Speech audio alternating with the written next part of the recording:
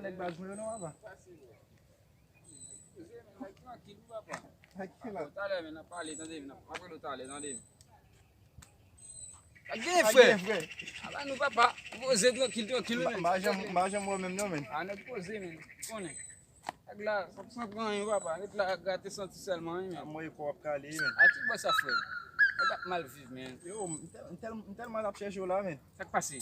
On ti fig nge la kala la men. Wal bon Bezou bala. pou ale de manje men. Combien fig kon sa men? Ngo totom ki bam 9 fig. Hein. On matak mwen bam 5 baz. Aïe aïe aïe. Li bam 18. 18 fig ba ou? Oui. Ah, gat. Qu'est-ce qui va 18 là? Pa tontom nan avek pa matak man. Voilà, gat. Ah bon, ou pas à l'école même men.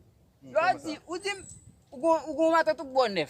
On tonton bon 5. Combien le bail men? 18. On a boulot et 95 li bail frère. 15 men. Oui men. Ah mon chien. Eh ben on allait men pour aller demander n'importe nek nous. Eh ben, Ya men, ou pas à l'école même nous bail. On bon foot pisot panse men. Non mon cher, pas qu'à dire bail ça mon cher, pas dire 9 plus 5 bail. Bail 18 mon cher, dis bail ça. Yo men, ça passe tizo. Gen mesi, gen. Ah, ou connaît men, même jou bagay men. So Se connaît li okipe nan telefon mi la mesi, nou pa c'est an pas ba un kon ba diskisyon occupé, nan fè c'est mesi. un pas branché bail. Même jou bagay nous fait. Ok, ba mè explike problem nou men. Sa nap zou la piye. Se Se pika nou goume selman, mè se explike problem. Mon cher, te parle papa, te parle. Même jou bagay men. Bon ça c'est dit mi go toton qui bal 9 fig. Ok, Il go matat pig bal 5. ok. Bon combien li dim li bail? 18. 18? Oui men. E ou men, Kon koumyen nek bay sa ou dans men? E ou men, koumyen bay? Di monsieur, si total nan bal 9 fig, matat li a bal 5, c'est 95 di bail, il continue menti men. Il se met dans l'école même men. 95? Combien le bail? Misye dou li bay 18 ou men mouti li bay 95? Combien le bail? A men ou men nan gra men wap pren konte? Nan gra men wap pren konte Wè jan mesi? misye Dans men. l'école même. Ou fou pisot. An di nou koumyen bay mesi? E 59 fig li bay mesi. Se ki ta mal nan wout mwen tende mesi?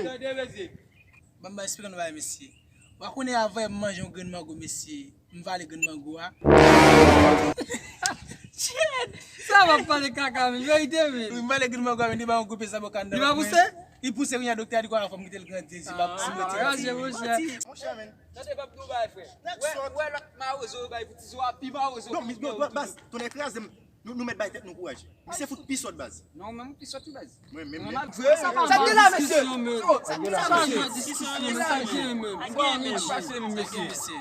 Discussion nous frère, même jou bagay men. So connait men, monsieur tout quoi ça avec la base. Monsieur dit comme ça, mon tonton qui bal 9 fig men. Bon matin encore qui bal 5 fig. Makak misye men. So connait dit encore men. Si dit comme ça, il bal 18 fig. Ouais, nek ça va à l'école. Même jou bagay encore monsieur. Que qui pisot toujours monsieur. Monsieur quoi ça avec l'autre nèg encore. Qui est le tiso bête là. Moi de monsieur combien fig li bail. So connait dit. Ah puis 59 bail. E ou men koumyen bay? Ah ben nous va à l'école tout monsieur. Monsieur Ah Dimo. mais qu'est-ce qu'il va monsieur? 95. Ouais, monsieur pisot panse men. Pisot prochain.